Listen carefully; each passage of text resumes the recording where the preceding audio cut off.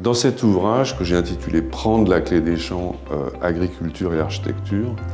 je m'intéresse à l'évolution parallèle dans l'histoire, depuis le néolithique, de ces deux types d'activités qui sont d'un côté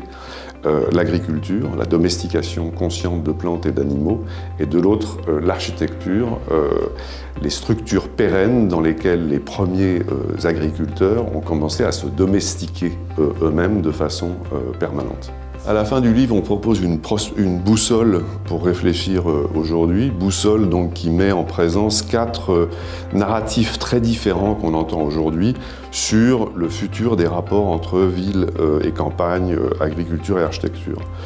Le premier scénario, que j'appelle incorporation, c'est un scénario très éco-moderniste qui dit au fond, seule une nouvelle révolution industrielle va nous permettre d'affronter les conséquences désastreuses de la précédente. Donc c'est un surcroît de concentration dans des villes encore plus denses qui contrôle tout ce qui se fait dans les campagnes, un scénario éco-moderniste de concentration maximum pour réduire soi-disant l'empreinte des urbains. Le deuxième scénario, c'est un scénario que j'appelle négociation ou intégration, qui admet que les villes vont continuer à croître, mais ce seraient des villes qui vont incorporer, enfin intégrer dans leur programme de l'agriculture, de l'horticulture, de la foresterie, au point de faire des plantations par exemple de bois avec lesquelles on ferait des bâtiments métropolitains qui capteraient du carbone, etc. On pourrait appeler ça l'urbanisme agricole. Le troisième scénario, c'est un peu le mouvement inverse, c'est celui de l'agriculture urbaine proprement dite, que j'appelle infiltration. C'est-à-dire c'est toutes ces initiatives comme ça, horticoles, qui pénètrent dans les villes existantes, qui font des communs de fortune à partir de terrains vagues, qui font paître les talus d'autoroutes ou les choses comme ça. Ça, c'est l'agriculture on dirait urbaine au sens